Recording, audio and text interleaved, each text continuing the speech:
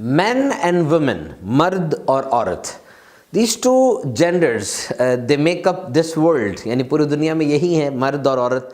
اب ان میں جو ریلیشن ہے, اس ریلیشن کی کوئی پرنسپلز ہونے چاہیے, کوئی باؤنڈریز ہونی چاہیے, اور آبویسلی اس ریلیشن کی کوئی پراپر گورننس ہونی چاہیے, کوئی رولز اینڈ ریگولیشن, کوئی ڈسپلن ہونا چاہیے. اور یہاں ہم دیکھتے ہیں کہ ایک اصول جو ہمیں بالخصوص دین اسلام نے دیا کہ what is the importance of a female in the life of a male, یعنی ایک عورت کی مرد کی زندگی میں کتنی اہمیت ہے.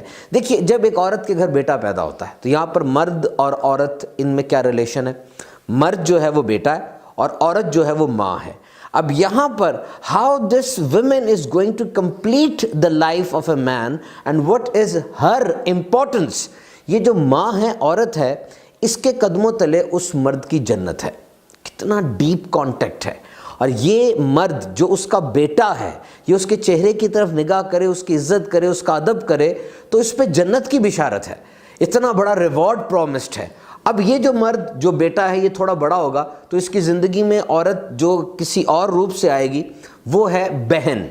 اب یہاں پر یہ بہن اپنے بھائی کے لیے کتنا منافع بخش ہے, کتنا اس کو فائدہ دے رہی ہے کہ اگر وہ اپنی بہن کی کفالت کرتا ہے, اس کا خیال رکھتا ہے, اس کی پرورش کرتا ہے, تو اس پر اسے صدقے کا ثواب ہے اور اس پر بھی اس کو اللہ تعالیٰ کی رضامندی ملے گی.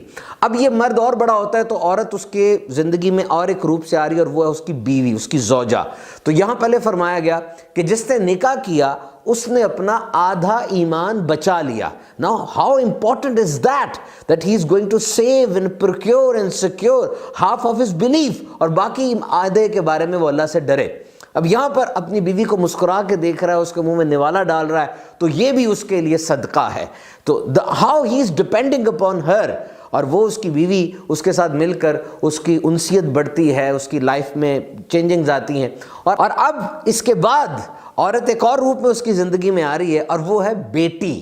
اور یہ تو کتنی بڑی بشارت ہے کہ پہلے 3 بیٹیوں کے حوالے سے فرمایا گیا, پھر 2 کے حوالے سے, پھر آخر میں میرے آقا صلی اللہ تعالیٰ علیہ وسلم نے فرمایا کہ جس کی ایک بھی بیٹی ہو اور اس کی صحیح طرح پرورش کرے اور اس کو بیاہ دے تو جنت میں میرے ساتھ ایسے ہوگا, یعنی قریب ترین ہوگا. تو this is the importance of a woman in the life of a man as described by the holy prophet صلی اللہ تعالیٰ علیہ وسلم. تو اتنی بڑی دنیا میں both the genders they cannot live like an animal, وہ جانور کی طرح تو نہیں رہ سکتے. انسان ہے, اشرف المخلوقات ہیں, اور ظاہری بات ہے جو قدرتی معاملات ہیں ان کو دیکھتے ہوئے اگر انالیسس کیا جائے, بالکل بغیر کسی تعصب کے جج کیا جائے, تو اسلامی طریقہ زندگی وہ یقیناً بہترین ہے. اس میں مرد کا بھی تحفظ ہے اور سب سے بڑھ کر عورت کا تحفظ ہے.